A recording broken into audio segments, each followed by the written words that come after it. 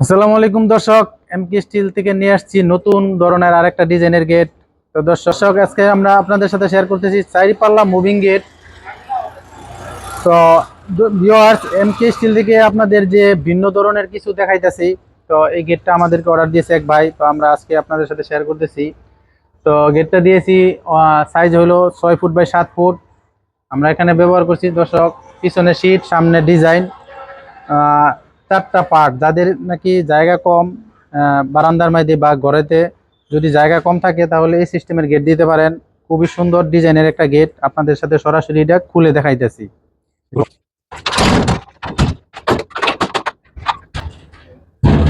Ready? তো দর্শক, এই যে দেখেন, আপনারা গেটটি একদম সুন্দর করে খোলাইয়া পরে দেখাইতেছি। কত বিশাল বড় একটা গেট, দেখেন কত ফাঁকা, পুরো একটা আপনারা মাইক্রো বাস পর্যন্ত সহ ঢুকাই দিতে পারবেন এই ফাঁকা জায়গা দিয়া। তো আপনাদের বাড়িতে যদি জায়গা কম থাকে, তাহলে এই ধরনের গেট দিতে পারেন। খুবই সুন্দর ডিজাইনের একটা গেট, এবং শক্ত, হেভি, মজবুতের দিক দিয়ে অনেক ভালো।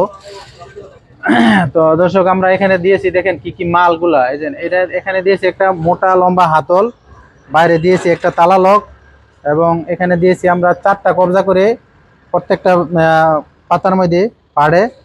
আর এখানে আমরা যে মালগুলা দিয়েছি, এটা দিয়েছি দর্শক 1.5 বক্স, এবং মাঝখানে দিয়েছি আমরা 3/4 বক্স, এবং পিছনে দিয়েছি আমরা 1 mm শিট। সম্পূর্ণ মাল আমরা ব্যবহার করছি দর্শক 1.2 SCB কোম্পানির।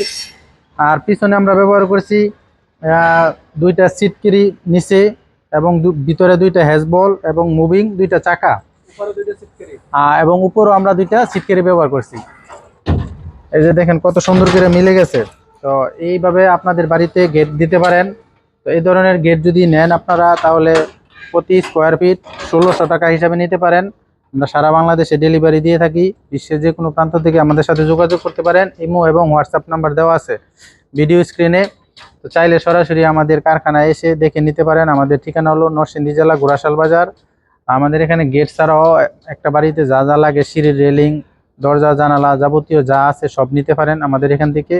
তো আজকের মতো এখানেই, সবাই ভালো থাকেন দর্শক। আল্লাহ হাফেজ, ফি আমানিল্লাহ।